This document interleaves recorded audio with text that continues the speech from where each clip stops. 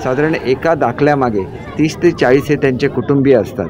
त्याच्यामुळे सुमारे 10 लाख विशेषतः मराठवाड्यातल्या लोकांना याचा फायदा होणार आहे. आणि भारतातलं सर्वात मोठं सर्वेक्षण एका आठवड्यामध्ये पूर्ण केलं जात आहे. खरं तर हा जो न्याय मिळालेला आहे कुणबी समाजाला त्यांच्यामुळे मिळालेला असल्यामुळे एका अर्थाने त्यांनी केलेल्या मागण्या सगळ्या पूर्तता झाली आहे. एका अर्थाने हा विजय त्यांना मुंबईमध्ये साजरा करायचा असेल. आमच्या जर नोंदी ओबीसीमध्ये सापडल्या असतील तर सरकारने आम्ही मुंबईत यायची वाटच पाहू नये, कारण आम्ही आमच्या प्रामाणिक हक्कासाठी लढत आहोत. जरांगे पाटील हे आमच्या गोरगरिबांच्या हक्कासाठी धर्माने लढत आहेत, अधर्माने नाही. ज्यावेळेस अर्जुन भगवान श्रीकृष्णाला सांगत होता की तू अर्जुन भगवान श्रीकृष्णाला सांगतात की हे युद्ध अर्जुन भगवान श्रीकृष्णाला सांगतात की अरे माझे आजोबा भीष्म पितामह ज्यांच्या मांडीवर मी लहानाचा मोठा झालो आणि त्यांच्यावर मी बाण कसा सोडू. अरे ज्यावेळेस धनुष्याचा बाण खाली पडत होता आणि उचलून देणारे असे माझे धनुधार पार्थ गुरु ह्यांच्यावर मी बाण कसा सोडू. पण श्रीकृष्ण भगवान सांगतात अरे युद्ध तुला धर्मासाठी लढायचं आहे. आमचे मनोज जरांगे पाटील दादासुद्धा हेच या आरक्षणाची लढाई धर्मानेच लढत आहेत, कारण ओबीसीमध्ये आमच्या नोंदी सापडल्या आहेत आणि आम्हाला ओबीसीलाच आरक्षण घ्यायचं आहे. दादा तुम्ही बीड जिल्ह्यातून आलात का? हां, मी बीड जिल्ह्यातून आलो आहे.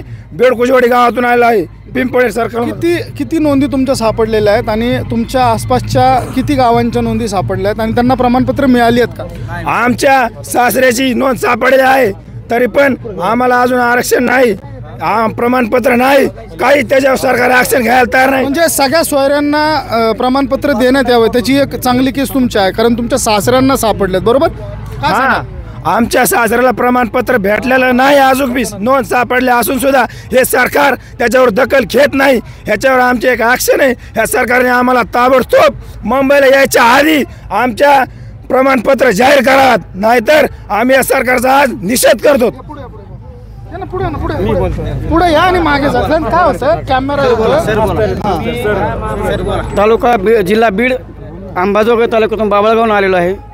मला आज खंत एकच वाटते की डॉक्टर बाबासाहेब आंबेडकरांना माझा प्रथम मानाचा मुजरा व प्रणाम. त्यांनी ज्यावेळेस मी असेन त्यावेळेस तुम्ही आरक्षण घ्या म्हणले होते, पण त्यावेळेस जे आमच्या बापदादाकडे आजोबा पंजोबाकडे त्यावेळेस काय 4-2 एकर जमीन असेल त्याच्यावर आमचा उदरनिर्वाह भागत होता.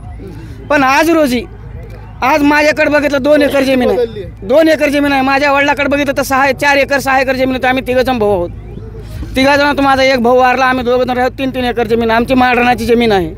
ह्याच्यावर आमचं काही पोट भरत नाही, लेकराला शिक्षण होत नाही.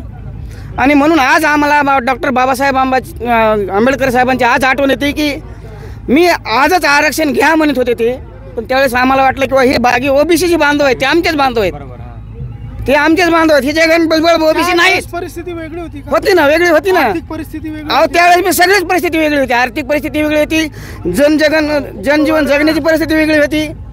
आरक्षण हे काय आहे हे मराठ्याच्या लोकांना आजपर्यंत माहिती नव्हतं. पहिलं बी कळालं, पण आम्हाला आमच्या पहिल्या पूर्वजनाला वाटलं की आज हे लोक जे आज ओबीसी मधून सुद्धा जे लटे जगलेत तीच वर गेलेत. बाकीचे ओबीसीचे लोक आणखीन बी झाडू मारलेले आहेत. पंजाबराव देशमुखांनी ज्या वेळेस विदर्भात त्यांना का तुम्ही वर घेत नाही? त्यांनी पंजाबराव देशमुखांनी विदर्भातील मराठा समाजाच्या बांधवांना सांगितलं की तुम्ही आरक्षणामध्ये या, त्या भागातले